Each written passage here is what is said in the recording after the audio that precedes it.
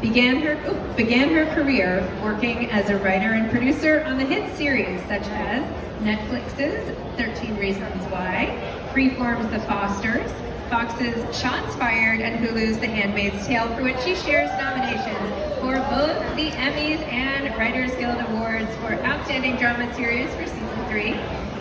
She is an NAACP Image Award and Humanitas Prize-winning writer-producer with a passion for socially conscious storytelling. She has spent her career focusing her creative efforts on projects that explore the intersectionality of the human experience through character-driven and female-forward stories, such as her series Women of the Movement, which aired on ABC.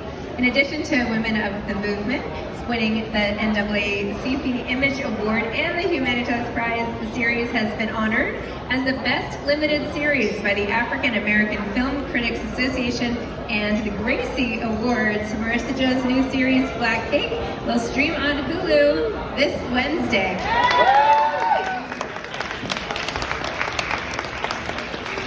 Marissa Jo, MJ, served as creator, showrunner, and executive producer, along with Capitol Entertainment and someone you might have heard of, Oprah Winfrey's Harpo Films.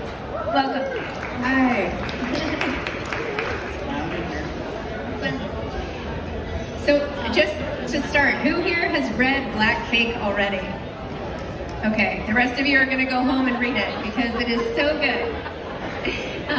MJ, how did you find this project? Why did you decide that this would be your thing? Well, the moment I read it, I just knew that I had to do it because I would protect it. I would protect the characters. I would protect the world because it was so personal to me. Covey is a mixed-race young girl coming of age in a very small community in Jamaica. She is a young girl trying to find her voice and her identity in a time when girls weren't given a voice or a place in society. And I am not a girl anymore, but I was at one point in time. And I'm mixed race, and I grew up in a very small town where I didn't see anyone who looked like me in my own family or my own community. And I just related to her. And I thought of myself as a 16-year-old girl, and I wish that I had that heroine, that I could read her in a book when I was 16 and see that character, the main character of a premium limited series, and I just said, I have to be the one to do this and to protect this. Amazing. So does anybody here know what it means to be a showrunner? Does anyone know? Okay, one person. Okay, what does it mean to be a showrunner, and what did you do to make this show a reality? It's almost impossible to describe this job. It is everything. It is the biggest things and the smallest things. For me specifically, every wig, every ring, every tattoo you see on a character, the big things, every script, every line of dialogue has to go through me, every pass of every cut. The directors, they give their cuts and then they give them to me, and I have to answer the notes of the studio and the network and our executive producers. So this job is everything. It is 24 hours a day, 7 days a week, 365 days a year. It is scouting locations with my amazing head of production, Michael Lohman, over there. He does all of the really, really, really, really hard work and then brings me all the beautiful pictures, and I beg him to please shoot in Jamaica even though it's going to be really hard. And he says yes because he loves it as much as I do. So it is scripts, casting, wardrobe, hair, makeup, production, hiring a production designer, costume designer. It is everything. It's just my name is on it. If it's good, then everyone is celebrated. If it's bad, it's my fault. So I want it to be great. Well, I have to say, I got to watch it. I binged it over the weekend. It is so good. They sent 7 episodes, and I was like, this is great, but some of my questions weren't exactly answered. But it turns out there's an 8th episode, so I'm very excited to watch that. But it is a work of art, and you will not be able to stop watching. And anyway, you'll see what I mean, but it's a huge testament to you. It's a testament to like 1,000 people probably, massive cast and crew in Jamaica, Southern California, Wales, England, and our mini cruise in Italy. This is a labor of love for so many people. I just have the title, but everyone works so hard to make what you're about to see.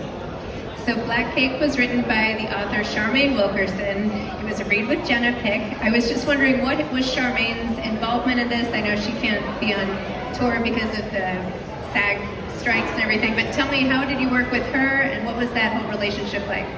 I love Charmaine. I wanted to acquire the rights to her book because I love her book. I don't understand when you acquire a book and then you dismantle a book. It makes zero sense to me. I met her, I loved her, I gushed over her book, and I also told her deeply personal things about why I had to be the one to adapt her book. And it was a dream collaboration. This is not a politically correct answer, that's the truth.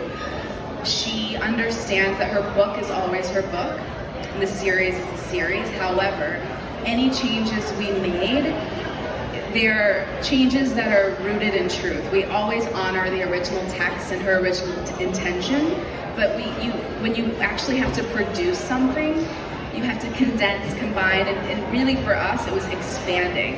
Episode 3, which is my favorite episode, it was 1 page in the book.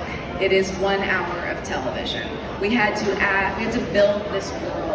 We had to create these characters. We had to write the dialogue of a very life-changing event in Covey's life.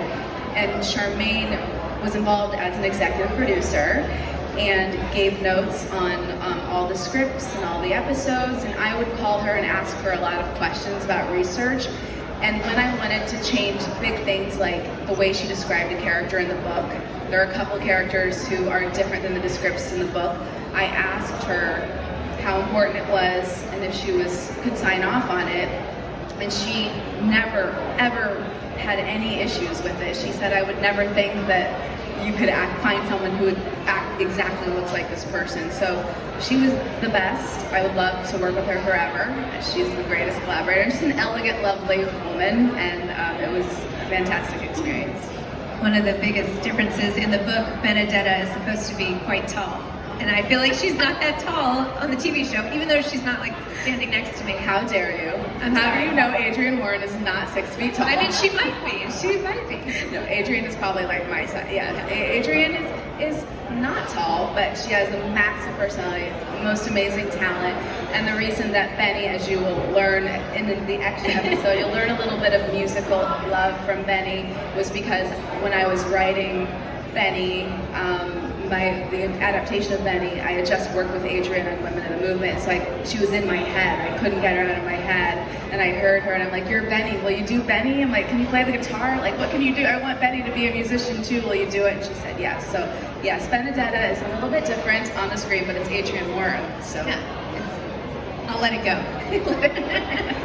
What was one of the most challenging pieces of this particular adaptation to screen? This was definitely the most challenging thing I've ever done. Maybe Michael Lohman is probably the most challenging thing he's ever done. Filming in Jamaica, I have to give props to Michael because it probably would have been easier in many different ways to film in another country where we wouldn't have Jamaican people as part of our cast and our crew. But he made it happen. He is the one who had the power to say yes or no. When he showed me his initial pictures of the scouting, I was like, this is Covey's wedding venue. This is the church. This is her home. Like, it was Covey's home. And he made it happen. And so, but filming there was very, very difficult. We were filming in the sea. It wasn't a pool. This was the sea. That is very, very difficult. It rains, there's lightning, there are holes in the road. To bring a massive production to a small community in Jamaica that is not resorts and cruise ships like people imagine. This is real Jamaica, rural Jamaica. It was difficult, very difficult, but you'll see on the screen, it couldn't be shot anywhere else. It couldn't. So that was the most difficult thing, but it is the most gratifying thing because you see it instantly. You see it in frame 1. You see why we had to shoot it there. And it's actually in Portland, Port Antonio, where even though Charmaine doesn't say where the story takes place, we believe that is where the story actually took place. And so to film it there was really, really fantastic and magical.